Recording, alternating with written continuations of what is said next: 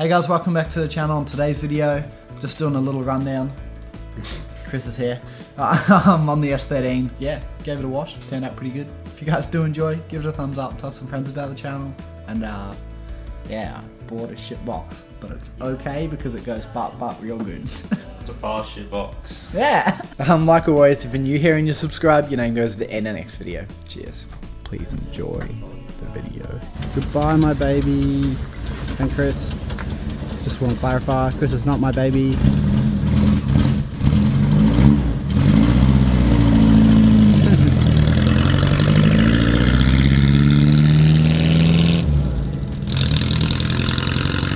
Okie dokie, let's tighten that belt, clean that bay, because look how grit this bay is. There's just dirt and crap everywhere. I already removed that because I'm not really a fan. It does a good job of hiding this wiring, but eventually I'll sort of tuck that anyway. But look how gross it is in here, like, ugh. So yeah, pull the car back out, give it a clean. Just tighten those belts off camera because no one really cares about tightening alternating power steering belts.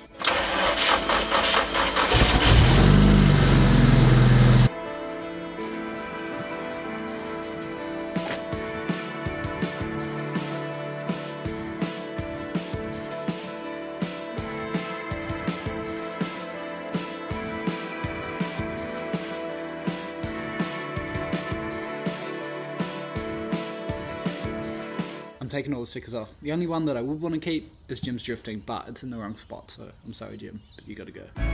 Took a train back before the beach. In our time. The worries are so hard of reach. In our minds.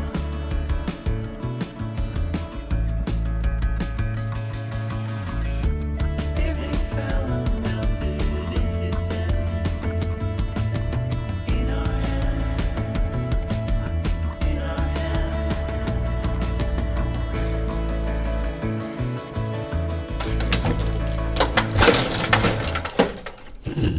Oofed. Spicy. Okie dokie. So, this is my 1992 Nissan Silvia. As you can see, it's had a massive smash in the arse. It is pretty well cooked. Yeah, it's not ideal at all.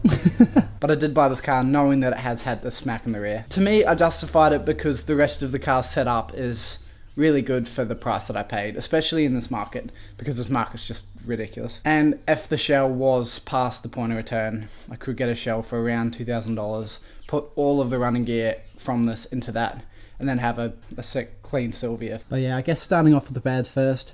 The boot, massive smack.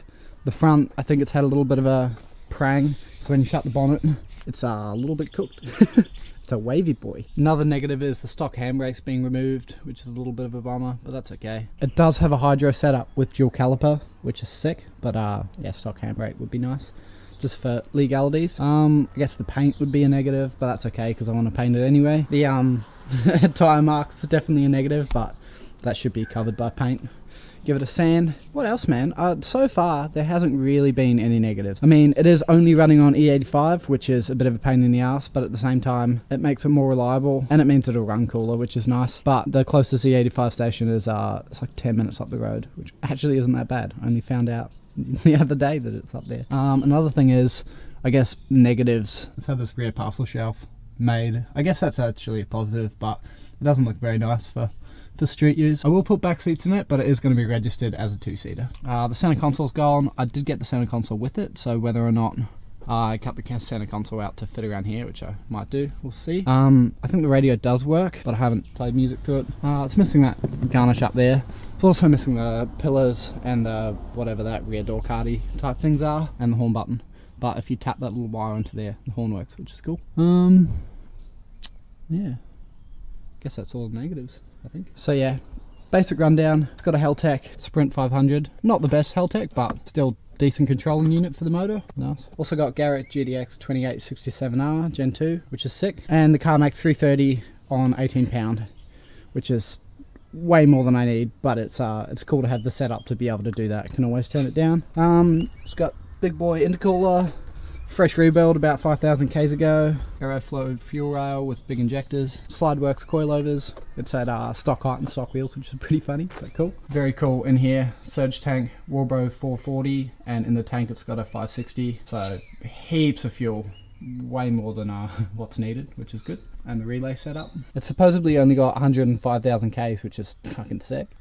The interior's, yeah, pretty race car-ish with push button start and stuff.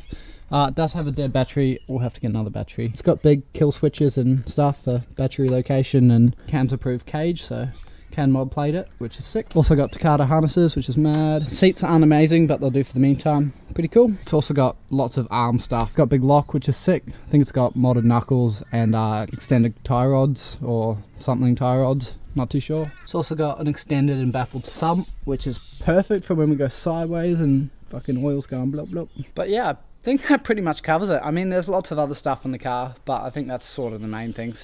Super keen to drive this car on the road, and especially at track. It's going to be a completely different beast to anything I've ever tried to drift, which is going to be sick. And I'm really excited because this can take my driving to a really high level, because the car's not going to hold me back at all. It's only going to be myself holding myself back. So I'm really excited for that. And I'm super stoked with what I actually bought. I was honestly expecting it to be a lot worse than what it is. I will have to get a fan shroud so that clutch fan works perfectly. But after giving the bay a little clean, it's nowhere near as disgusting as it was. So I'm pretty stoked. I do want to do something about the front end sort of fitment, but I know it's bent. There's something wrong, so I'm not going to get it perfect. But that's what's also cool about this car, is I'm not afraid to really push it. Like, obviously I don't want to crash it, but at the same time, if that ends up happening, it's not the end of the world. I think I might take that sticker off. I like these ones though. But for as much as this is a pig, it does have electric windows still. That center light does work when you open the door. I've got the master switch off at the moment, but it's still actually a pretty functioning car, which I'm super excited about. I guess that pretty much comes to the end of the video. If you guys are hyped, tell me in the comments. If you guys want me to do anything or see anything wrong, tell me in the comments. And yeah, I hope you guys enjoyed. If you did, smash that like button, tell some friends about the channel. Like always, if you're new here and you subscribe, your name goes to the end of the next video. Cheers.